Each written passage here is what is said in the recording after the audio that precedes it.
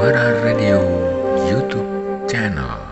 Saur Sepuh dalam kisah Perjalanan Berdarah. Perjalanan Berdarah. Perjalanan Berdarah.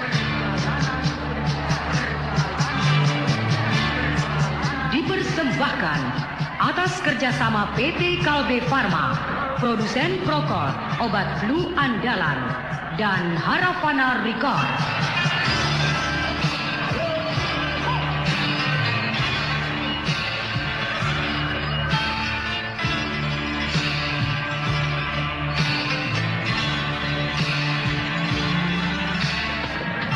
Naskah karya Niki Kosasi, didukung oleh Teater Harafana. Teknik dan montase Indra Mahendra.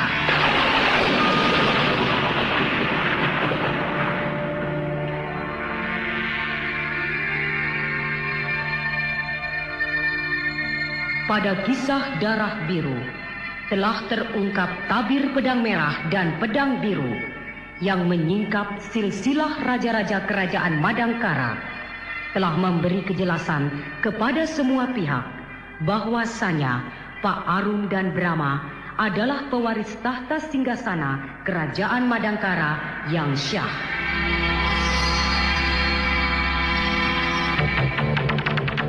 Maka dengan suara bulat, para pejuang kebebasan rakyat Madangkara menobatkan Brahma sebagai pemimpin mereka.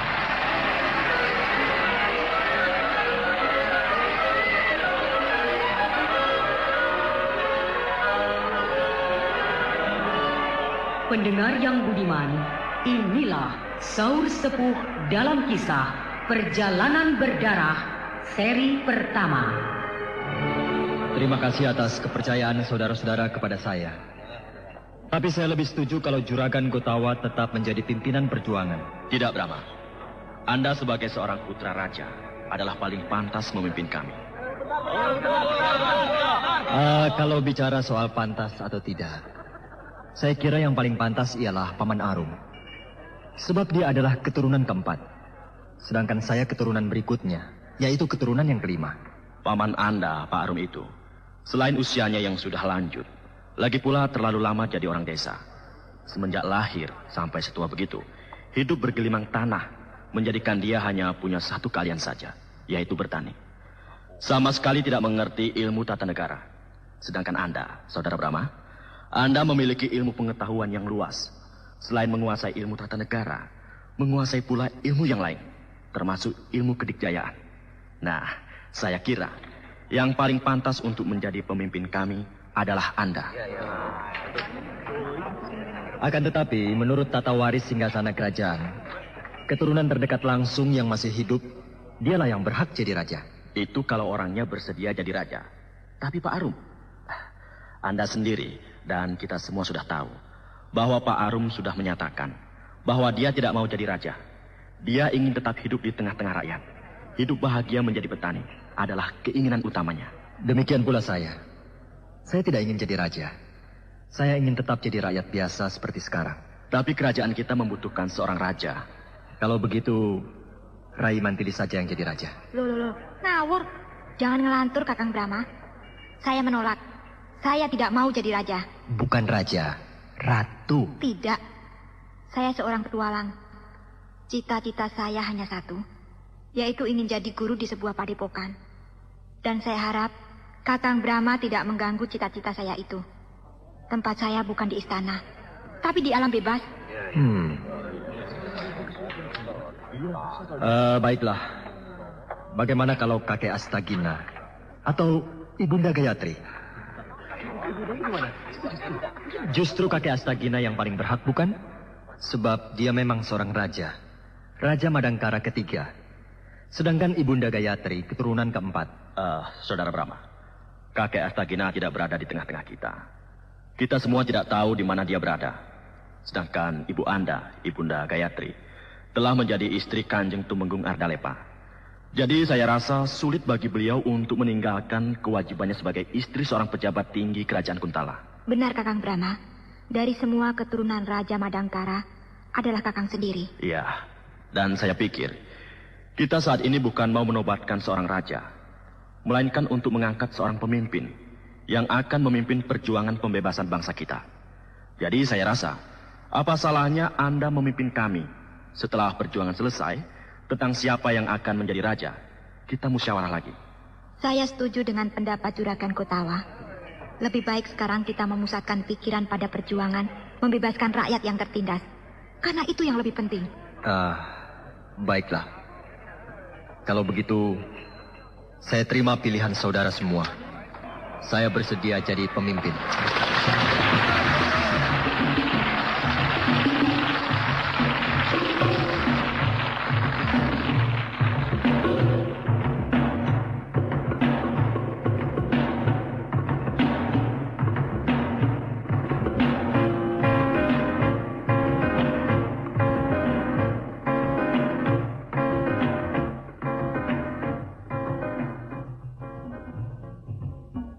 Rai Mantili. Iya, Kakang Brahma. Rai tidak boleh berada di sini, tapi harus berada di keraton. Iya. Apakah Rai membawa surat tugas dari Baginda Kuntala? Bawa, Kakang. Surat pribadi Baginda Kuntala. Cap dan tanda tangannya tertera di dalam surat yang saya bawa ini, Kakang. Bagus.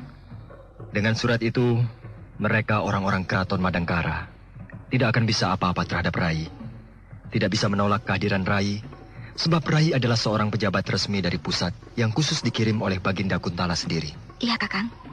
Kalau ada apa-apa yang perlu disampaikan ke sini, kau jangan berangkat sendiri, sebab akan menimbulkan kecurigaan pada mereka. Tapi kirimkan lewat si Jambrong, mata-mata kita yang bekerja sebagai tukang Sandiwara Radio Baik, Kakang. YouTube channel. Begitu pula mengenai Raden Samba. Kita jangan menyeret beliau ke dalam kancah perjuangan kita ini. Biarkan saja beliau berdiri pada keyakinannya sendiri. Jangan sekali-kali Rai mempengaruhinya. Iya, Kakang. Bagaimana seandainya beliau bersimpati terhadap perjuangan kita, Brahma? Itu lain soal. Kalau dia menyokong perjuangan kita dan mau membantu kita terima bantuannya itu. Tapi jangan kita yang minta. Biar dia sendiri yang melakukannya. Iya. Sebab Raden Samba, seorang pejabat keraton yang memiliki kepribadian yang teguh, setia pada raja dengan disiplin yang tinggi. Dia akan membela rajanya, yaitu Baginda Kuntala. Jadi sangat berbahaya bagi kita kalau kita bersikap sembrono kepadanya. Raden Samba bukan orang Kuntala, Kakang. Dia asli orang Sanggam, putra Pangeran Tarawa dari kerajaan Sanggam. Memang hal itu merupakan suatu keuntungan bagi kita. Tapi bukan berarti dia suka kepada perjuangan kita, bukan? Iya. Nah, sekarang juga Rai harus berangkat ke keraton. Sampaikan salamku untuk Raden Samba.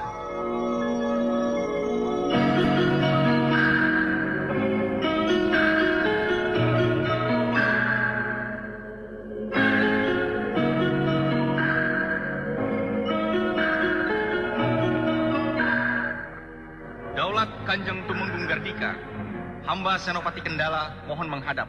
Kemarilah, Senopati. Daulat Kanjeng. Daulat Kanjeng Tumenggung. Ada kabar apa, Senopati Kendala? Telah datang seorang pejabat tinggi dari pusat. Siapa? Senopati Gusti Ayu Dewi Mantili. Senopati Gusti Ayu Dewi Mantili. Betul, Kanjeng Tumenggung. Apakah dia Dewi Mantili, putri Tumenggung Ardalepa? Benar, Kanjeng Tumenggung. Sejak kapan dia jadi senopati? Saya kurang tahu, Kanjeng Tumenggung. Di mana dia sekarang? Baru saja menambatkan kudanya di istal keraton dan sedang berjalan menuju kemari. Ya. Ada dua buah keherananku. Pertama, sejak kapan dia jadi senopati? Kedua, dengan maksud apa dia datang ke sini? Apakah hanya sekedar singgah atau diutus oleh Baginda Kuntala? Entahlah, Kanjeng. Sebab dia tidak mau bicara panjang lebar kepada saya. Semuanya akan dijelaskan kepada Kanjeng sendiri. Begitu ujarnya. Ya. Sudah dua orang pejabat datang dari pusat. Pertama, Raden Samba. Sekarang Dewi Mantili. Apakah ini berhubungan dengan bocornya rahasia laporan kita ke pusat, Kanjeng? Bocor? Maksud saya, mungkin ada kebocoran di dalam pengiriman laporan ke pusat. Itu baru mungkin begitu, Kanjeng. Aku rasa tidak.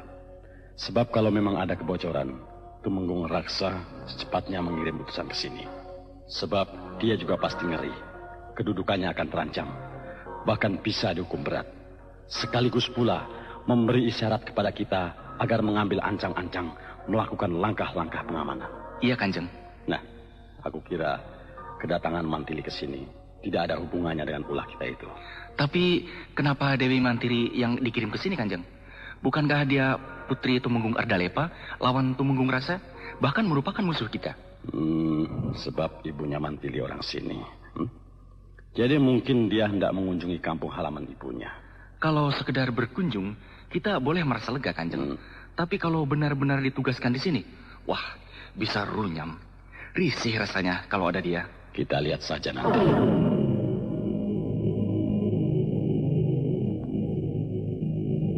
Daulat Kanjeng Tumenggung Kartika, saya Senopati Dewi Mantili.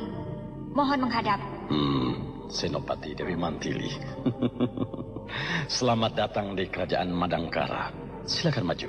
Daulat Kanjeng Tumenggung. Saya membawa pesan dari Sri Baginda Maharaja Kuntala. Pesan dari Baginda? Iya. Isi pesan adalah, semoga Kanjeng Tumenggung beserta seluruh petinggi di sini selalu di bawah lindungan Yang Widi dan selalu diberi kekuatan lahir maupun batin di dalam menjalankan pemerintahan di sini. Terima kasih, terima kasih. Sri Baginda sangat bermurah hati. Saya bahagia sekali menerima pesan itu. Yang kedua, saya dititahkan menyampaikan surat ini. Surat dari Sri Baginda? Benar, Kanjeng. Inilah suratnya. Surat tugas. Aku menitahkan kepada Senopati Dewi Mantili untuk bertugas di kerajaan Madangkara. Untuk itu, kepada Tumenggung Kartika agar memberikan tugas jabatan yang pantas bagi Senopati Mantili. Sekian, Raja Kuntala. Jadi Anda ditugaskan di sini? Benar, Senopati Kendala. Anda bisa lihat sendiri. Surat-surat tugas itu resmi. Sri Baginda Kuntala sendiri yang membuatnya, lengkap dengan tanda tangan dan cap kerajaan. Iya. Saya hanyalah seorang senopati yang harus tunduk pada perintah raja. Ditugaskan di mana saja, saya harus menjalankannya. Dan kebetulan kali ini saya ditugaskan di sini, di kerajaan Madangkara. Iya.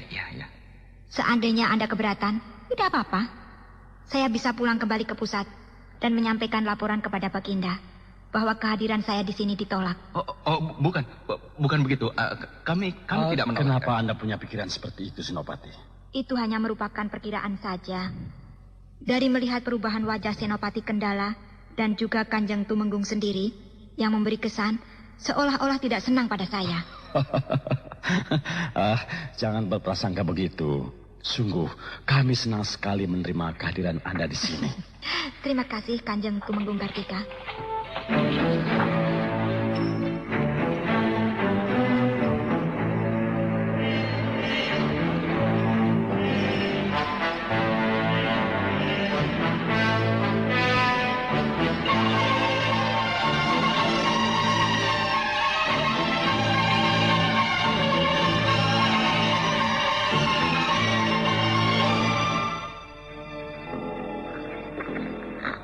Bagaimana Kanjeng Tumenggung Kartika?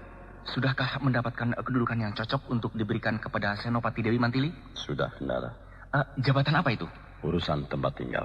Oh ya? Ya. Dia sebagai Senopati urusan tempat tinggal. Bagaimana? Bagus bukan? Ya, bagus Kanjeng.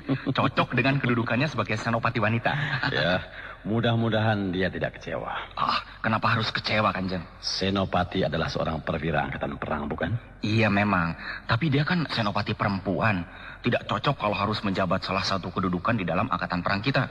Kalau di dalam angkatan perang kita ada pasukan wanita, nah dia boleh jadi pimpinannya.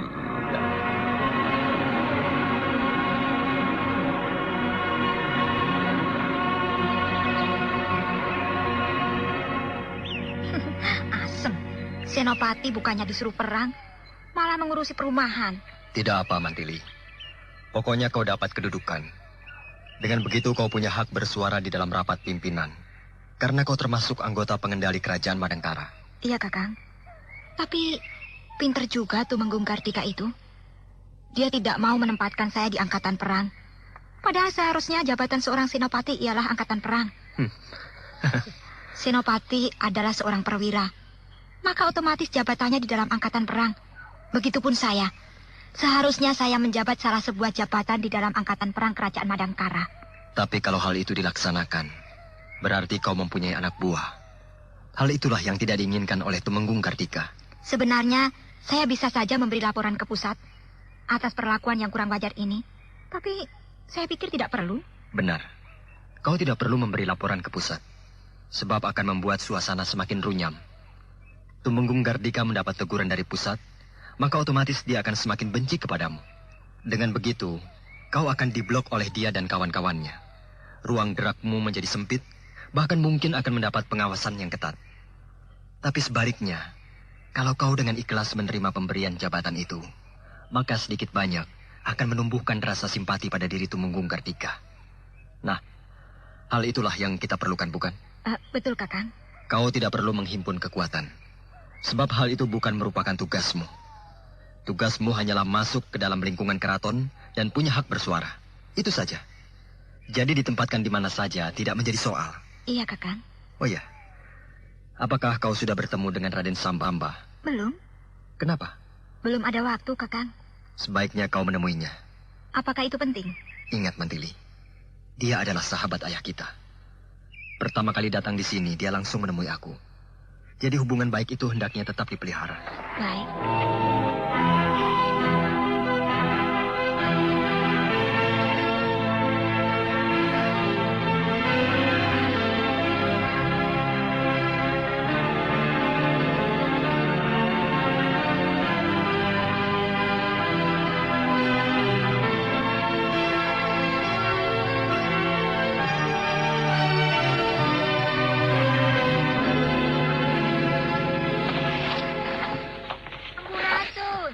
Rampes, Mantili.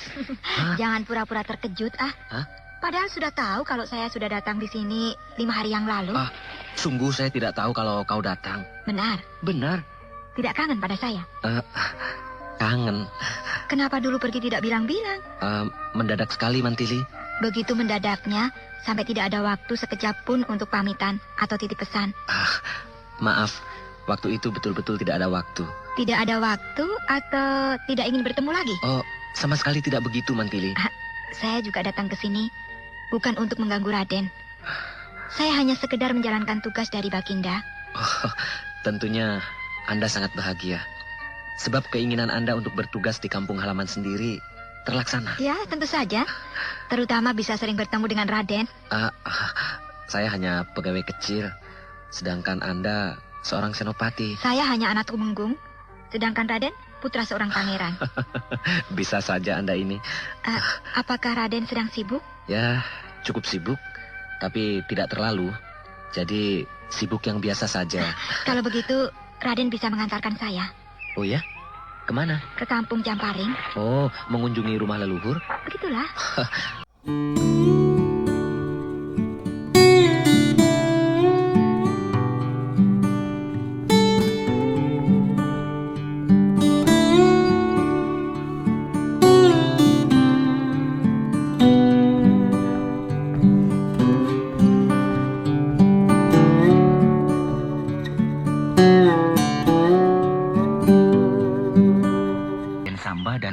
Senopati Dewi Mantili pergi bersama-sama keluar kota, Kanjeng.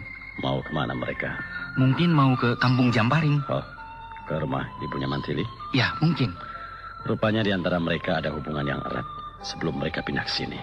Pasti mereka bersekongkol. Maksudmu? Kedua orang itu memang sengaja ditugaskan ke sini untuk memata-matai kita. Belum tentu, Kendala. Coba saja Kanjeng pikir. Setelah Raden Samba tiba di sini, tidak lama kemudian Mantili datang. Nah, apakah itu bukan sudah diatur? Mungkin itu hanya kebetulan saja. Dan mengenai hubungan erat mereka, itu bisa dimengerti. Sebab keduanya sama-sama orang keraton di pusat. Jadi, di antara mereka memang sudah saling mengenal. Seperti halnya di antara kita, sesama pegawai keraton. Begitu. Tapi, kau tidak usah khawatir. Aku sudah mengirim surat kepada Tumenggung Raksa di pusat. Guna menanyakan kejelasan tentang mereka.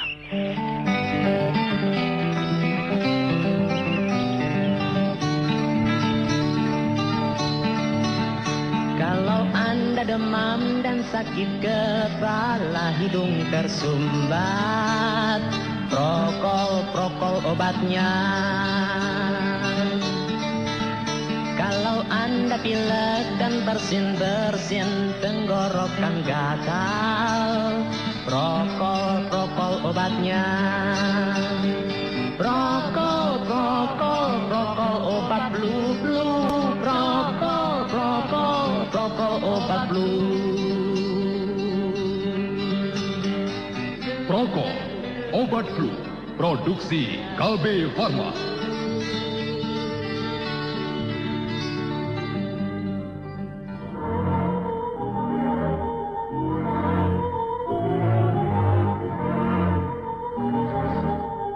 Daulat Kanjeng Tumenggung Gardika.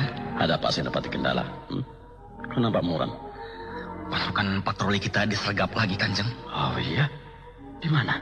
Di luar desa Temaram. Lalu? Gerombolan Prusuh dapat dipukul mundur. Mereka melarikan diri. Bagus. Korban di pihak kita cukup banyak, Kanjeng. Apakah gerombolan Prusuh itu yang menyergap pasukan patroli tempo hari di Kupit Kerpus? Nampaknya bukan, Kanjeng. Sebab yang dulu memakai pakaian seragam dan cara bertempurnya memakai siasat perang. Tapi kali ini tidak. Mereka sangat liar, lebih nampak sebagai gerombolan perampok. Kalau mereka gerombolan perampok, apa maksudnya menyerang pasukan keraton? Entahlah, Kanjeng. Apa maunya mereka itu? Daulat Kanjeng Tumenggung. Ada apa, Hulubalang? Hamba hendak menyampaikan laporan, Kanjeng. Cepat kau bicara, Hulubalang. Telah terjadi perampokan di 2 tempat. Perampokan? Di 2 tempat? Iya, di desa Tamaha dan di desa Palias. Kapan terjadinya? Tadi malam, Kanjeng. Siapa yang dirampok? Kepala desa Tamaha. Hartanya dikuras habis-habisan. Kepala desanya bagaimana? Dibunuh tidak? Tidak. Mereka hanya diikat satu keluarga. Lalu dimasukkan ke kandang kuda. Lalu isi rumahnya dikuras. Kepala desa Palias? Sama dengan kepala desa Tamaha. Hanya diikat bersama istri dan anak-anaknya. Tapi isi rumahnya ludes. Dikuras habis-habisan oleh gerombolan perampok itu. Ya. Apakah gerombolan perampok itu ada hubungannya dengan gerombolan Prusuh yang menyergap pasukan keraton di Padang Temaram? Mungkin gerombolannya masih yang itu-itu juga, Kanjeng. Setelah mereka kalah, lalu sambil mundur, mereka mengadakan perampokan di desa yang dilaluinya. Mereka harus ditumpas.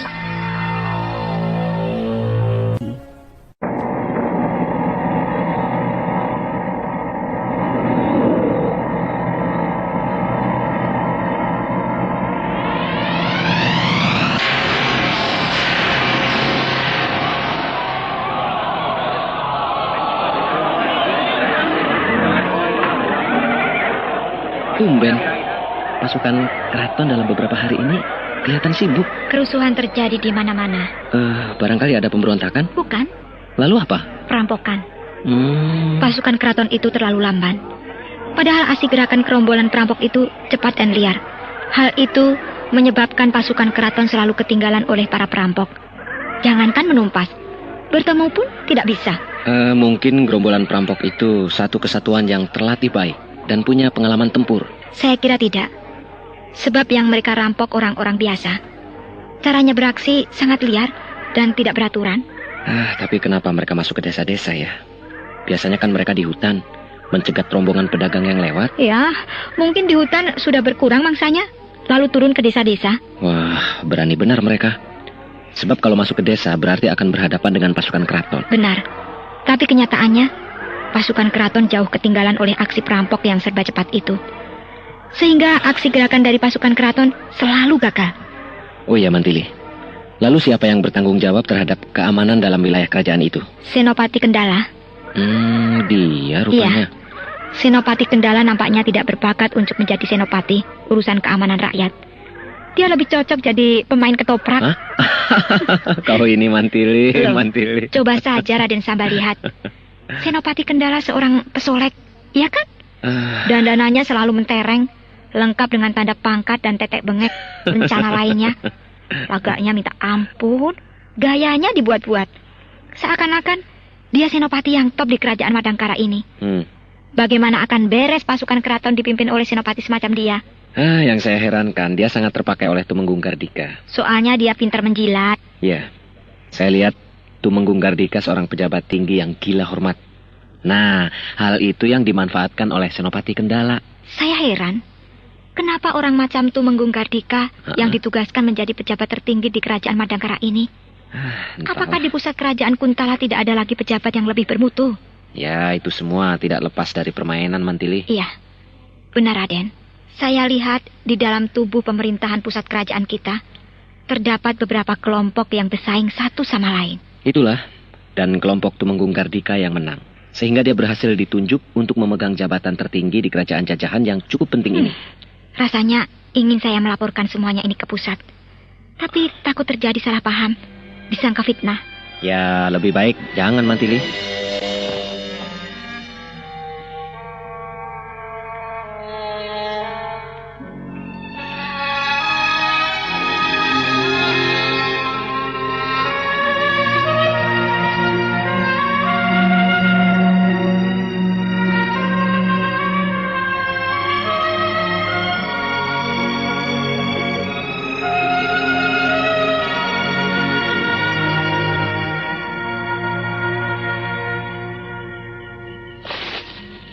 Regu, kita sudah sampai di desa Harkat.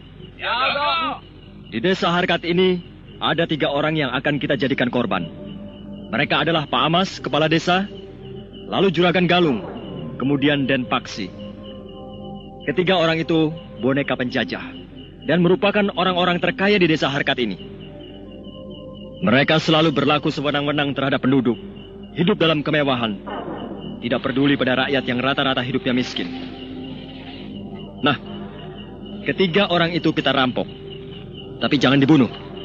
Cukup dibuat tidak berdaya, lalu semua harta kekayaannya kita kuras sampai habis. Siaga! Kita hanya 10 orang. Berarti harus dibagi 3 kelompok. Kelompok pertama terdiri dari 3 orang, menyerbu ke rumah Den Paksi.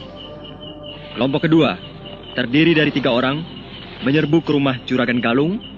Dan kelompok ketiga terdiri dari 4 orang menyerbu ke rumah Pak Amas, kepala desa. Siaga!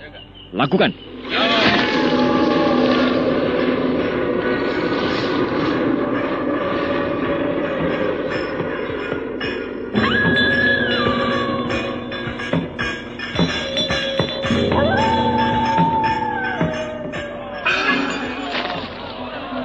Regu, kita sudah sampai di desa Lampit. Brahma yang memimpin regu ketiga mungkin sudah sampai juga di desa Harkat. Dan bahkan mungkin sudah pula melakukan aksi kerusuhan. Kita akan segera melakukan aksi huru-hara. Di dalam catatan daftar mangsa yang aku bawa ini, di desa Lampit ini, ada 2 orang yang harus kita jadikan mangsa. Yaitu Pak Tansah, kepala desa, dan Pak Dali, orang terkaya. Kedua orang itu penjilat kaum penjajah. Hidupnya bergelimang kemewahan, bertindak sewenang-wenang terhadap rakyat, dan tidak peduli terhadap nasib penduduk yang miskin. Kita 10 orang, jadi harus dibagi 2 kelompok. 5 orang, 5 orang. Kelompok 1 menyerbu rumah Pak Tansah, dan kelompok 2 menyerbu rumah Pak Dali. Jangan dibunuh, cukup diringkus saja. Dan semua harta kekayaannya sikat sampai habis. Kerjakan.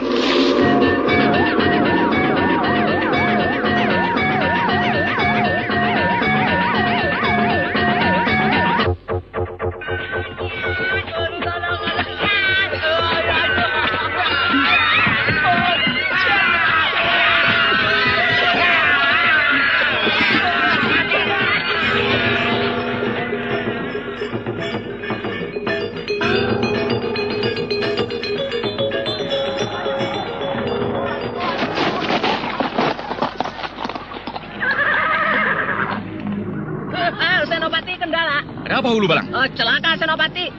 Apanya yang celaka? Gerombolan perampok lari dengan membagi 2 kekuatan ke arah utara dan selatan. Dan di desa Lampit dan desa Harkat, mereka melakukan huru-hara, merampok dan membakar beberapa buah rumah penduduk. Berdebah, perampok jahanam. Dikejar ke desa Kalih, lari ke desa yang lain sambil melakukan pengacauan. Kita gempur mereka, Senopati. Ya, hancurkan mereka.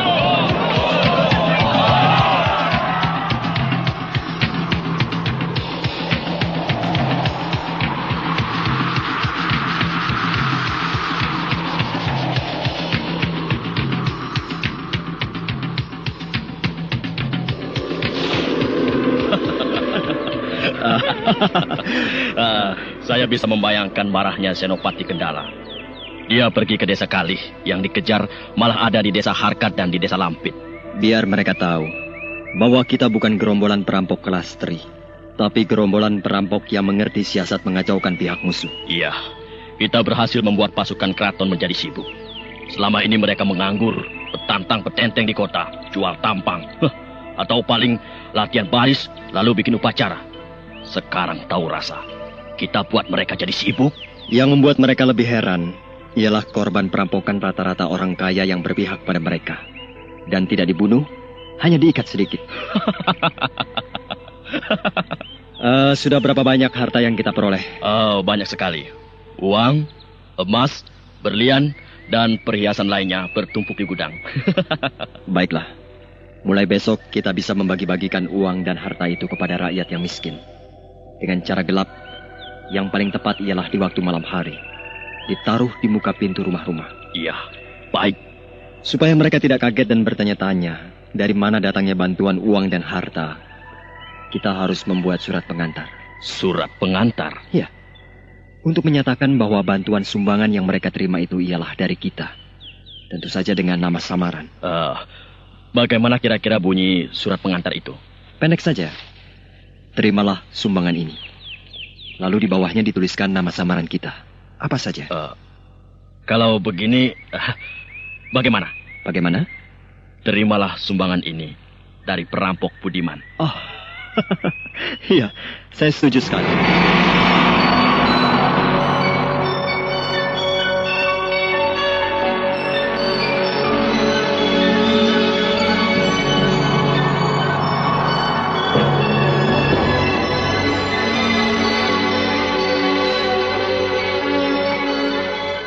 Kurang ajar. Hampir tiap hari terjadi perampokan. Belum lagi kejahatan di dalam kota semakin merajalela. Kenapa jadi kacau begini? Itu semua akibat dari ketidakseimbangan dalam tata kehidupan masyarakat, Kanjeng Tumenggung. Senopati Mantili. Apa maksud Anda?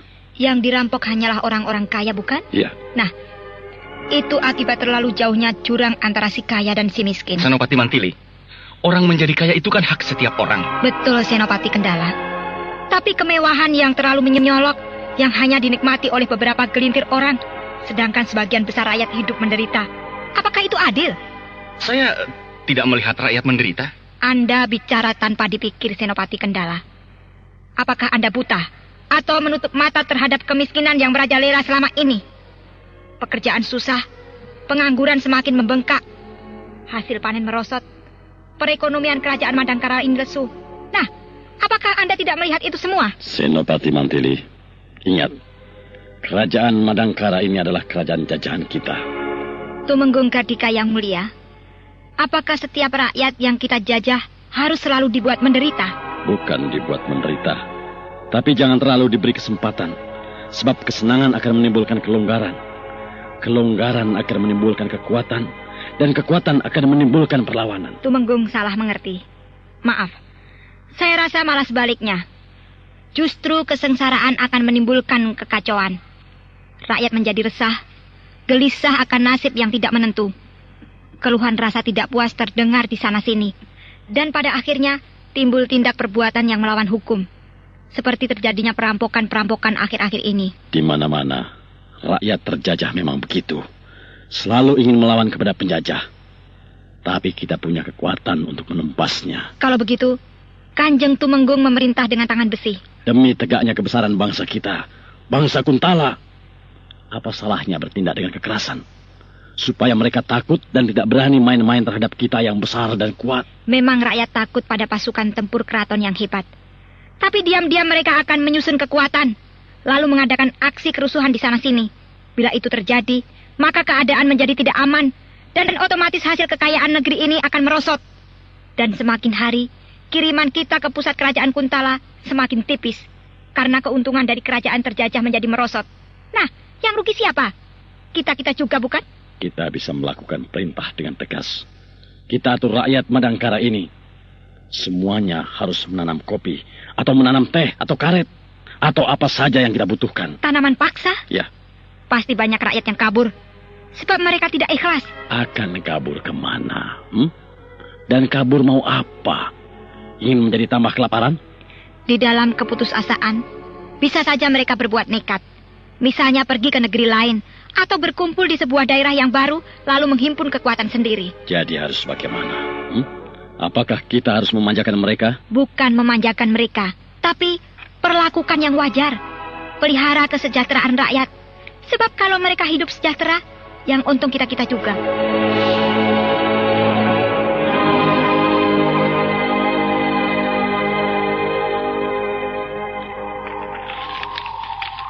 Ini rawa, ini sungai, dan ini bukit. Iya, iya. Jadi antara pusat kerajaan Madangkara dan Kadipaten Singkur terhalang oleh 3 rintangan, yaitu bukit, rawa-rawa, dan sungai. Iya. Lalu ini Kadipaten Arpus? Benar. Antara pusat kerajaan Madangkara dengan Kadipaten Arpus ini, gambarnya tidak ada apa-apa, hanya warna hijau saja. Sebab antara pusat kerajaan Madangkara dengan Kadipaten Arpus memang tidak ada rintangan apa-apa. Yang ada hanya tegalan padang ilalang. Berupa dataran atau naik turun itu tanahnya? Dataran saja, rata sepanjang mata memandang. Iya, iya. Yang ini Kadipaten Kilangbara. Keadaan Kadipaten Kilangbara ini juga hampir sama dengan Kadipaten Arpus. Hampir tidak ada rintangan yang berarti, hanya ada sebuah lembah. Ini adalah lembah Beliung. Jadi antara pusat kerajaan Madangkara dengan Kadipaten Kilangbara hanya terdapat sebuah lembah ini. Ya, selebihnya hutan biasa. Lembah ini berbahaya? Tidak. Sebab bukan lembah batu cadas atau tebing atau karang, melainkan tanah biasa yang ditumbuhi semak-semak belukar. Hampir seperti gupit. Iya. Jadi menurut Anda, Kadipaten mana yang paling cocok untuk kita jadikan pusat kekuatan tandingan? Kadipaten Singkur. Tepat. Pilihan Anda sama dengan pilihan saya. Sebab medan pembatas antara Kadipaten Singkur dengan pusat kerajaan Madangkara sangat sulit dan berbahaya. 3 buah medan yang rawan, seperti bukit, rawa-rawa, dan sungai, adalah merupakan medan pertempuran yang paling baik untuk menghadang sekaligus menggempur lajunya pasukan musuh yang akan menyerang kita. Ya, benar. Nah, kita sudah sepakat. Jadi saya kira tidak ada persoalan lainnya. Kita hanya tinggal mempersiapkan suatu penyerbuan total menggempur Kadipaten Singkur. Iya. Melakukan penyerbuan ke Kadipaten Singkur sebenarnya cukup berbahaya. Sebabnya? Kadipaten Singkur terletak pada suatu dataran yang sangat luas, sehingga mereka bisa melihat sebuah pasukan yang bergerak maju dari kejauhan. Iya. Kalau begitu penyerbuan dilakukan pada waktu malam hari. Bagaimana? Benar. Yaitu dengan cara taktik buaya. Merayap dan menyusup. Setelah dekat, diam dan menunggu. Dan pada waktu menjelang fajar, baru menyerbu serentak dengan kekuatan penuh. Iya, saya setuju. Sekarang panggil semua kepala regu. Kumpul di sini untuk saya berikan pengarahan. Siaga. Sang